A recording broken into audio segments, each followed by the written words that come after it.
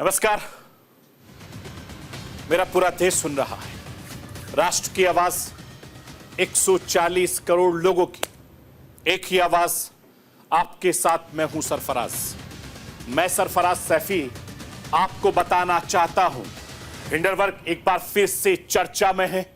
पिछले साल इसने अडानी के शेयरों में शॉर्ट सेलिंग के जरिए 33 करोड़ रुपए से ज्यादा की कमाई की थी।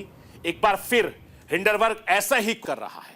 अडानी ग्रुप पर एक बार फिर से अमेरिका फर्म हिंडनबर्ग ने मोर्चा खोल दिया है। लेकिन इस बार हिंडनबर्ग ने अडानी पर ही नहीं बल्कि सेवी चीफ पर भी गंभीर आरोप लगाए। अमेरिकी शॉर्ट सेलर हिंडनबर्ग ने अपनी नई रिपोर्ट में अडानी ग्रुप सेवी चीफ माधवी पुरी बुल के बुच के बीच कनेक्शन का दावा किया है। हालांकि सेवी चीफ माधवी ने इन आरोपों का खंडन भी किया है। लेकिन सवाल उठता है कि हिंडनबर्ग ने ऐसा क्या दावा किया जिसको लेकर भूचाल मच गया। यह आज आपको राष्ट्र की आवाज के जरिए समझाने की कोशिश करूंगा। 24 जनवरी 2023 को हिंडनबर्ग रिसर्च ने एक रिपोर्ट जारी की थी, जिसके बाद देश की राजनीतिक में जबरदस्त भूचाल आ गया। 18 महीने के बाद हिंडनबर्ग की एक और रिपोर्ट पर हंगामा मचा हुआ है। इस बार हिंडनबर्ग रिसर्च की रिपोर्ट में सेवी की प्रमुख माधवी पुरी पर सवाल उठाए गए हैं। हिंडनबर्ग की ताजा रिपोर्ट में यह कहा गया है, यह दावा किया गया है कि सेवी प्रमुख और उनके पति उसी फंड में निवेश कर रहे हैं जिसके साथ अडानी ग्रुप के प्रमुख गौतम अडानी के भाई विनोद अडानी का संबंध था। अब इस रिपोर्ट में देश में राजनीति में नया विस्फोट कर दिया है। सत्ता पक्ष विपक्ष में जबरदस्त वार पलटवार चल रही है। आखिर इस रिपोर्ट को लेकर किसने क्या कुछ कहा है, यह आज आपको राष्ट्र की आवाज के जरिए बताने, दिखाने, समझाने की कोशिश करूंगा। हिंडनबर्ग का हिंदुस्तान में यह लगातार दूसरा विस्फोट है। एक बार फिर से हिंडनबर्ग की रिपोर्ट में चर्चा है कि हिंडनबर्ग एक बार शॉर्ट सेलर फर्म है। शॉर्ट सेलिंग के जरिए यह अरबों रुपए की कमाई करती है। कंपनी यह भी पता लगाती है कि क्या शेयर मार्केट में कहीं गलत तरीके से पैसों की हेराफेरी हो रही है या कहीं बड़ी कंपनियां अपने फायदे के लिए कुछ मिसमैनेजमेंट तो नहीं कर रही। इसके अलावा दूसरी कंपनियों को कोई नुकसान तो नहीं पहुंचाया जा रहा है।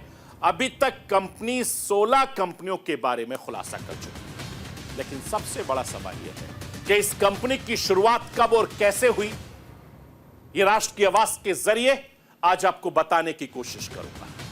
मैं अपने हिंदुस्तान के कोने कोने की आवाज को दिल्ली तक पहुंचाता हूं। दिल्ली की आवाज को देश दुनिया के कोने कोने तक पहुंचाता हूं। नेताओं की आवाज को मैं आम लोगों तक पहुंचाता हूं। आम लोगों की आवाज को मैं अपने देश के हुक्मरानों तक पहुंचाता हूं। आपकी आवाज से मिलती है मेरी आवाज और बन जाती है राष्ट्र की आवाज।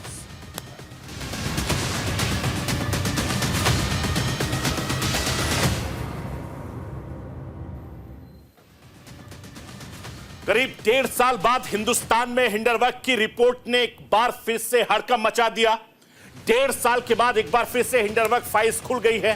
हिंडनबर्ग ने 18 महीने के बाद एक और रिपोर्ट जारी की है और इस रिपोर्ट में कई बड़े खुलासे किए गए हैं। सेबी यानी सिक्योरिटी एक्सचेंज ऑफ इंडिया ने जो उसकी चीफ है माधवी पुरी पर कई गंभीर आरोप लगाए हैं। हिंडनबर्ग का आरोप है कि अडानी ग्रुप के विदेशी फंडिंग में सेवी चीफ और उनके पति की हिस्सेदारी है। और रिपोर्ट में यह भी दावा किया गया है कि अडानी ग्रुप और सेवी के बीच मिलीभगत का गंभीर आरोप लगाया। हालांकि सेवी चीफ माधवी पुरी ने और उनके पति धवल बुच ने आरोपों को खारिज किया है।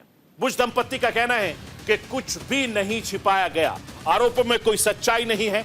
अडानी ग्रुप ने आरोपों को आधारहीन बताया है, इसे मुनाफा कमाने और बदनाम करने की साजिश बताया है। लेकिन हिंडनबर्ग की ताजा रिपोर्ट के बाद इस पर सियासत हिंदुस्तान में बहुत तेज हो गई है। सत्ता पक्ष विपक्ष की तरफ से लगातार आरोप प्रत्यारोप का दौर चल रहा है। सबसे पहले मैं राष्ट्र की आवाज के जरिए हिंडनबर्ग की ताजा रिपोर्ट में क्या आरोप लगाए गए हैं वो दिखाना, बताना, समझाना चाहता हूं। जरा स्क्रीन के जरिए समझिए कि क्या कुछ हुआ है। विसल लोअर दस्तावेज के आधार पर बड़े खुलासे का दावा हिंडनबर्ग ने किया। हिंडनबर्ग ने दावा किया कि अडानी विवाद से सेवी चीफ और उनके पति का कनेक्शन है। सेवी चीफ माधवी और उनके पति का अडानी से जुड़े मॉरिशस की ऑफशोर कंपनी में हिस्सेदारी है। इंडरवैक्स में अपनी नई रिपोर्ट में यह भी कहा गया कि 18 महीने पहले अडानी समूह ने, अडानी ग्रुप ने अपनी रिपोर्ट जारी की थी, लेकिन सेवी ने अडानी ग्रुप पर कोई कार्रवाई नहीं की। हिंडरबर्ग का यह भी कहना है कि माधवी के और उनके पति ने उन्हीं ऑफशोर फंड में निवेश किया जिसकी जांच की हिस्सेदारी उन्हें सुप्रीम कोर्ट ने सौंपी थी। और इस रिपोर्ट में यह भी दावा किया गया कि सेवी से जुड़ने से पहले माधवी और उनके पति धवल मॉरिशस और बरमूडा में ऑफशोर फंड में निवेश किया था और यह निवेश आईपी प्लस फंड 1 के जरिए किया गया था। मैं आपको यह भी बताना चाहता हूं कि गौतम अडानी पर इसी फंड के लिए अडानी ग्रुप के शेयरों के दामों में हेरा फेरी का आरोप लगाया है। हिंडरबर्ग ने सवाल उठाया कि सेवी चीफ ने किसी दूसरे फंड में निवेश करने की जगह ऐसे फंड में क्यों पैसा लगाया जिसकी पारदर्शिता पर सवाल है। और इस पूरे मामले में सेवी चीफ ने अपनी सफाई दी है। माधवीपुरी ने और उनके पति ने हिंडरबर्ग के आरोपों का जवाब दिया है। बुश दंपति ने क्या कुछ कहा है, मैं राष्ट्र की आवाज के जरिए आपको बताना चाहता हूं। जरा समझिए कि इन्होंने अपने बचाव में क्या क्या कुछ कहा है। आरोपों में कोई सच्चाई नहीं है। इनका यह कहना है कि जिस फंड की बात हो रही है उसमें पैसा 2015 में लगाया गया था और उस वक्त मैं और मेरे पति सिंगापुर में रहते थे। इसके अलावा सेवी का सदस्य बनने के करीब 2 साल पहले फंड में पैसा लगाया गया। सेवी ने हिंडरबर्ग को कारण बताओ नोटिस जारी किया था, लेकिन नोटिस का जवाब देने की वजह से हिंडरबर्ग ने सेवी की विश्वसनीयता और मेरे चरित्र का हनन विकल्प चुना था। यह इनका जवाब है। मैं आपको यह भी बताना चाहता हूं कि हिंडरबर्ग के नए आरोपों को लेकर अडानी ग्रुप की तरफ से भी जवाब दिया गया है। अडानी ग्रुप ने क्या सफाई दी है, क्या जवाब दिया है, राष्ट्र की आवाज के जरिए आपको मैं बताना चाहता हूं। अडानी ग्रुप की तरफ से कहा गया है कि हिंडरबर्ग की नई रिपोर्ट दुर्भावनापूर्ण और ध्यान भटकाने की कोशिश है। पहले से ये तय नतीजों तक पहुंचने के लिए पहले से उपलब्ध सार्वजनिक जानकारी से चुनिंदा टुकड़े उठाकर रिपोर्ट बनाई गई है और यह काम निजी लाभ के लिए किया गया था और ऐसा करते हुए तथ्य और कानून का ध्यान नहीं रखा गया। अडानी ग्रुप इन आरोपों को सिरे से खारिज करता है। रिपोर्ट में पहले ही निराधार पाए गए आरोपों पर फिर से पेश किया गया था। इन आरोपों को मार्च 2023 में सुप्रीम कोर्ट ने पहले ही खारिज कर दिया है।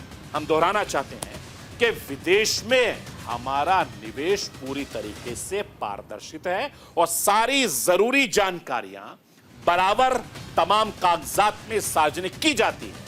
और इस शरारत भरी रिपोर्ट में जिन व्यक्तियों के नाम हैं उसमें अडानी के साथ साथ कोई कारोबारी रिश्ता नहीं है। यह रिपोर्ट हमारी छवि को नुकसान पहुंचाने की कोशिश करती है। अडानी ग्रुप पूरी पारदर्शिता और जरूरी नियमों का पालन भी करता है। यह अडानी ग्रुप की तरफ से जवाब दिया गया है। मैं आपको यह भी बताना चाहता हूं कि हिंडरबर्ग ने इस बार सेवी और अडानी ग्रुप पर गंभीर आरोप लगाए हैं। हिंडरबर्ग का कहना है कि अडानी ग्रुप पर जो खुलासे हुए हैं उनके हमारे पास सबूत हैं और 40 से ज्यादा स्वतंत्र मीडिया पड़ताल में यही बात सामने है, लेकिन सेवी की तरफ से कोई कार्रवाई नहीं की गई है। इन आरोपों की जांच की जिम्मेदारी सेवी चीफ के हाथों में थी, लेकिन इसके उलट सेवी ने 27 जून 2024 को हमें भी कारण बताओ नोटिस जारी कर दिया था और यह कारण बताओ नोटिस हमें अडानी के शेयरों में ली गई शॉर्ट पोजीशन लेने की वजह से किया गया था। अब सवाल उठता है कि क्यों यह बात यहां तक निकलकर सामने आई है। इसे समझने के लिए आपको थोड़ा सा पीछे लिए चलता हूं। हिंडरबर्ग के नए रिपोर्ट के पीछे इनसाइड स्टोरी क्या है वो राष्ट्र की आवाज के जरिए आपको समझाना चाहता हूं, बताना चाहता हूं कि समझिए कि इन सब के पीछे की जो इनसाइड स्टोरी है वो कितनी जरूरी है, कितनी महत्वपूर्ण है। 24 जनवरी 2023 को हिंडरबर्ग रिसर्च ने अडानी ग्रुप को लेकर एक रिपोर्ट पब्लिश की थी और अडानी ग्रुप पर शेयरों में हेराफेरी, अकाउंटिंग फ्रॉड के गंभीर आरोप लगाए थे। लेकिन रिपोर्ट के बाद ग्रुप के शेयरों में भारी गिरावट देखने को मिली थी। लेकिन 2024 यानी 24 जनवरी 2023 की रिपोर्ट के बाद सुप्रीम कोर्ट में 4 पीआईएल दायर की गई थी। याचिका में अडानी ग्रुप के खिलाफ याचिका की मांग की गई थी। 2 मार्च 2023 को सुप्रीम कोर्ट ने सेबी को जांच का आदेश दिया था। 25 अगस्त 2023 को सेबी ने अडानी ग्रुप को क्लीन चिट दी थी और 25 अगस्त 2023 को सेबी ने अपनी सुप्रीम कोर्ट में जो रिपोर्ट सौंपी थी उसमें सेबी ने सुप्रीम कोर्ट को यह बताया था कि 24 में से 22 मामलों की जांच पूरी हो चुकी है। सेबी ने यह भी बताया था कि 2 मामलों में विदेशी संस्थाओं की वजह से देरी हुई है और सेबी ने हिंडनबर्ग पर कई तरह के आरोप लगाए हैं। सेबी ने हिंडनबर्ग को कारण बताओ नोटिस भी जारी किया गया था। अडानी ग्रुप को लेकर निवेशकों को गुमराह करने का यह नोटिस था। मैं आपको यह भी बताना चाहता हूं कि सेबी भारतीय शेयर बाजार की नियामक संस्था है। उस पर ऐसे आरोप लगाने से उसकी निष्पक्षता, उसकी कार्यप्रणाली पर सवाल उठते हैं। सेबी पर यह जिम्मेदारी होती है कि वो बाजार में पारदर्शिता, निष्पक्षता बनाए रखे, लेकिन हिंडनबर्ग के आरोपों के बाद नया विवाद खड़ा हो गया है। मैं आपको यह भी बताना चाहता हूं कि भारतीय बाजार में खामियों पर अमेरिकी कंपनी हिंडनबर्ग की दूसरी रिपोर्ट में हिंदुस्तान में एक बार फिर से सियासी भूचाल आ गया है। एक तरफ रिपोर्ट का हवाला देकर विपक्ष सरकार को घेर रहा है, तो दूसरी तरफ सरकार विपक्ष पर आर्थिक अराजकता फैलाने का आरोप लगा रही है। हिंडनबर्ग के ताजा रिपोर्ट के बाद सत्ता पक्ष और विपक्ष में जमकर वार पलटवार हो रहा है। विपक्ष के नेता अब संसद सत्र को जल्द खत्म किए जाने को भी इस रिपोर्ट से कनेक्ट बता रहे हैं और सवाल उठा रहे हैं कि इससे पहले जब भी हिंडनबर्ग ने अपनी पहली रिपोर्ट करीब 1.5 साल पहले जारी की थी, तब भी इस पर जमकर सियासी वार पलटवार हुआ था और कई महीनों तक इस पर सियासी पारा गर्म रहा। अब दूसरी रिपोर्ट की बात पर भी वार पलटवार तेज हो गया है। रिपोर्ट आने के बाद से विपक्ष के नेता राहुल गांधी ने पूछा है कि सेबी चीफ ने अब तक इस्तीफा क्यों नहीं दिया। मैं राष्ट्र की आवाज के जरिए राहुल गांधी को सुनवाना चाहता हूं। सुनिए राहुल गांधी इस मुद्दे पर सरकार को किस तरीके से घेर रहे हैं। This is an explosive allegation because it alleges that the umpire herself is compromised. The savings of millions of Indians, hard-earned, honestly earned savings, are at risk. It is therefore imperative that this matter is investigated. Retail investors, honest investors, pensioners have 3 questions. The first, why has Chairperson Madhavi Butch not resigned? Second, God forbid something were to go wrong and investors were to lose their money. Who is responsible? Is the Prime Minister of India responsible? Is Madhavi Butch responsible? Or is Mr. Adani responsible? मैं आपको यह भी बताना चाहता हूं कि राहुल गांधी ने 3 सवालों के तह तक जाने की बात कही तो कांग्रेस अध्यक्ष मल्लिकार्जुन खड़गे से लेकर विपक्ष के तमाम बड़े नेताओं ने जेपीसी की मांग सरकार के सामने रखी। विपक्ष के वार पलटवार के बीच बीजेपी के नेता रविशंकर प्रसाद आए। रविशंकर प्रसाद ने हिंडनबर्ग के आरोपों को निराधार बताया। रविशंकर प्रसाद इसे देश के खिलाफ आर्थिक साजिश की बात कर रहे हैं। मैं राष्ट्र की आवाज के जरिए भारतीय जनता पार्टी के वरिष्ठ नेता रविशंकर प्रसाद को सुनवाना चाहता हूं। सुनिए इस रिपोर्ट के बाद वो क्या कुछ कह रहे हैं। India is a safe, stable and promising market in the shares as well. SEBI का काम क्या है?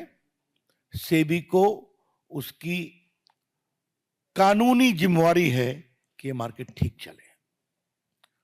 और जो मित्र इसको फॉलो करते हैं, आपको मालूम है कि सेबी एक्ट में सुनवाई का प्रावधान है, निर्णय होता है, उस निर्णय के खिलाफ एक अपील का भी प्रावधान है, जहां जजेस भी बैठते हैं, हाई कोर्ट के चीफ जस्टिस या सुप्रीम कोर्ट रिटायर्ड जज, और उसके खिलाफ एक अपील का प्रावधान सुप्रीम कोर्ट में भी है। तो एक पूरा स्टैट्यूटरी स्ट्रक्चर है कि भारत के कैपिटल मार्केट को किस तरह से मैनेज किया जाए। मैं आपको यह भी बताना चाहता हूं कि बीजेपी हिंडनबर्ग के मसले पर भारतीय जनता पार्टी ने एक प्रेस कॉन्फ्रेंस की है। इस दौरान बीजेपी नेता रविशंकर प्रसाद ने कांग्रेस पर जमकर निशाना साधा। रविशंकर प्रसाद ने कहा है कि कांग्रेस और उनके टूलकिट को देश से नफरत है। दूसरी तरफ कांग्रेस ने इस पूरे मामले की जांच जेपीसी से कराने की मांग रखी है।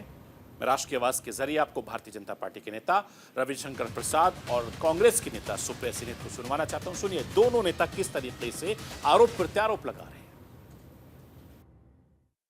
कांग्रेस पार्टी को क्या हो गया है जिसने 55 साल तक देश में राज किया है? क्या मतलब है इसका? मतलब कहीं से कोई चिट मिल जाए। कांग्रेस पार्टी की पॉलिटिक्स में एक टूलकिट पॉलिटिक्स है, दूसरा है चिट पॉलिटिक्स। परीक्षा में तो चिट मिलती है, कार्रवाई भी हो रही है, लेकिन कांग्रेस पार्टी उनके नेताओं को जो चिट मिलती है उसका क्या किया जाए? कभी राफेल की चिट मिल गई तो लगे हिंदुस्तान में घूमने। वो सुप्रीम कोर्ट से हारे, माफी मांगना पड़ा, कंटेम्प्ट हुआ उनके खिलाफ। फिर एक दूसरी चिट मिल गई, हिंडनबर्ग की पहली रिपोर्ट, वो चिट मिल गई। उसमें सुप्रीम कोर्ट ने, मैंने बताया कि 24 में 23 इंक्वायरी कंप्लीट हो गई। अब हिंडनबर्ग को जुलाई में नोटिस की गई है, तो फिर ये काउंटर प्रोडक्ट हुआ। असलियत यह भी है कि इतने गंभीर आक्षेप लगने के बाद हम उच्चतम न्यायालय से, the highest court in the country, the highest constitutional court in the country से अपील करते हैं कि वो स्वतः संज्ञान लें, इस मामले की जांच करें, क्योंकि ये भारत की फाइनेंशियल व्यवस्था पर सवाल खड़े कर रहा है।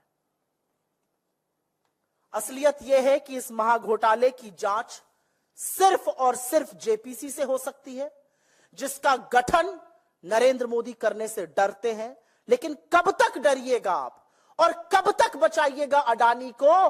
क्योंकि महाघोटाला इतना बड़ा है, उसके डंक इतनी दूर दूर तक फैले हुए हैं कि अंततो गत्वा एक ना एक दिन आप लोग पकड़े जाएंगे। मैं आपको यह भी बताना चाहता हूं कि सरकार पर प्रहार का मौका था तो कांग्रेस से लेकर तमाम विपक्षी दलों के नेताओं ने कोई कोर कसर नहीं छोड़ी, कोई मौका नहीं छोड़ा। आम आदमी पार्टी ने भी सरकार पर डायरेक्ट अटैक करने में देरी नहीं की। रिपोर्ट आने के बाद से राजनीतिक बयानबाजी का दौर शुरू हो गया। देश की राजधानी दिल्ली से होते हुए पटना, मुंबई तक पहुंच गई। आरजेडी और उद्धव ठाकरे ने, शिवसेना ने सरकार को जमकर घेरा। मैं राष्ट्र की आवाज के जरिए आम आदमी पार्टी के नेता संजय सिंह, आरजेडी नेता मनोज झा को सुनवाना चाहता हूं। सुन लीजिए कि दोनों नेता सरकार को किस तरीके से घेर रहे हैं। क्या करिए सीबी? सुप्रीम कोर्ट में हुजूर कुछ गड़बड़ी तो हुई है, किसने गड़बड़ी की है, क्या गड़बड़ी की है, यह हम बता नहीं सकते। और यह जांच दिशाहीन है, अंतहीन है, किस ओर जाएगी, कब तक चलेगी, यह हमें पता नहीं। तो क्यों बोला सेबी ने? सेबी अध्यक्ष ने क्यों बोला ये? इसका खुलासा कल हिंडनबर्ग की नई रिपोर्ट में हुआ है। हमारी आर्थिक प्रणालियां रिग कर ली गई। इसकी रिगिंग जिस स्केल पे हुई उसमें जिस पर शक है उसके डिनाइल से फर्क नहीं पड़ता। इसलिए राहुल जी हों या अन्य विपक्ष हो, सब कह रहे हैं कि एक ज्वाइंट पार्लियामेंट्री कमेटी हो। दूध का दूध पानी का पानी होगा। हालांकि दूध का दूध पानी का पानी अभी भी काफी हद तक है, लेकिन देश की आर्थिक प्रणालियां सिर्फ एक व्यक्ति और एक दल सत्ता में उससे नहीं चला करता। मैं आपको यह भी बताना चाहता हूं कि हिंदुस्तान की राजनीति में एक बार फिर से हिंडनबर्ग की रिपोर्ट के बाद सियासत गरमाई हुई है और इस रिपोर्ट के बहाने विपक्ष को एक बार फिर से मोदी सरकार को घेरने का मौका मिल गया। पिछले साल हिंडनबर्ग की रिपोर्ट को लेकर सड़क से संसद तक जमकर हंगामा हुआ, राजनीति हुई, सत्ता पक्ष विपक्ष में जबरदस्त तकरार देखने को मिली।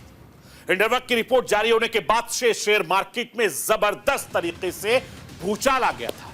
अडानी ग्रुप के शेयरों में लगातार गिरावट दर्ज की गई थी। आर्थिक नुकसान का अंदाजा इस बात से लगाया जा सकता है कि गौतम अडानी की रिपोर्ट आने के पहले तक दुनिया के नंबर 2 के अरबपति थे, लेकिन हिंडनबर्ग की रिपोर्ट आने के बाद महज कुछ ही घंटों में गौतम अडानी 36वें पायदान पर खिसक कर पहुंच गए। और इस बार हिंडनबर्ग ने अपनी रिपोर्ट में अडानी ग्रुप के साथ सेबी चीफ पर भी गंभीर आरोप लगाए हैं। यही वजह है कि हिंदुस्तान की राजनीति में भी लगातार उफान मचा हुआ है, लगातार सियासत हो रही है। जुबानी नहीं, सोशल मीडिया के जरिए भी वार पलटवार हो रहा है। हिंडनबर्ग की रिपोर्ट के बाद जिस तरीके से राजनीतिक बयानबाजी का दौर चल रहा है, उससे साफ है कि सियासी पारा अभी और चढ़ने वाला है। ऐसे में जानना बेहद जरूरी है कि आखिर हिंडनबर्ग है क्या, ये किस तरीके से काम करती है और इसका असर इतना क्यों होता है, ये राष्ट्रीय आवाज के जरिए आपको बताना चाहता हूं। हिंडनबर्ग की रिसर्च में अमरीकी रिसर्च ये कंपनी है और इसका स्थापना जो है वो साल 2017 में नाथन एंडरसन ने की थी। हिंडनबर्ग एक अमरीकी शॉर्ट सेलर फर्म है। शॉर्ट सेलिंग के जरिए ये अरबों रुपए की कमाई करती है। हिंडनबर्ग की रिसर्च कंपनियों को गहन तरीके से विश्लेषण करती है, जांच करती है, दावा करती है और उससे फिर सार्वजनिक रूप से डेटा जो है वो मौजूद रहता है। Financial report, legal documents, interview और दूसरे सोर्सेस का भी ये कंपनी, ये फर्म इस्तेमाल करती है। इसका मकसद धोखाधड़ी करने वाले कंपनियों की खोज करना है। जो गलत कंपनी काम करती हैं उसको ये सार्वजनिक तौर पर पूरी दुनिया के सामने रखती है। इस कंपनी का हेडक्वार्टर अमेरिका के न्यूयॉर्क में है। हिंडनबर्ग नाम 6 मई 1937 को न्यू जर्सी के मैनेचेस्टर टाउनशिप में हुआ था। हिंडनबर्ग एरिया शिप का एक्सीडेंट के नाम पर रखा गया था। हिंडनबर्ग का हादसे को आधार बनाकर शेयर बाजार और निवेशक में गड़बड़ी की जांच के लिए नाथन एंडरसन ने यह कंपनी बनाई थी और नाम दिया था हिंडनबर्ग, जो दावा करती है कि हिंडनबर्ग हादसे की तर्ज पर शेयर मार्केट में हो रहे गोलमाल और गड़बड़ियों पर निगरानी रखती है, उनकी पोल खोलती है और उस पोल को, उस गड़बड़ियों को पूरी दुनिया के सामने लाने का इसका मकसद है। हालांकि कई कंपनी के एजेंडे पर सवाल भी उठ चुके हैं। मैं आपको यह बताना चाहता हूं कि जिस तरीके से ये दूसरी रिपोर्ट आई है उसके बाद से हिंदुस्तान की सियासत में एक बार भूचाल आ गया है और आने वाले वक्त में इस पर सियासत बहुत ज्यादा तेज होती नजर आएगी। तो ये थी राष्ट्र की आवाज। बाकी खबरों के लिए आप बने रहिए न्यूज़ इंडिया के साथ। कल रात 9 बजे फिर होगी।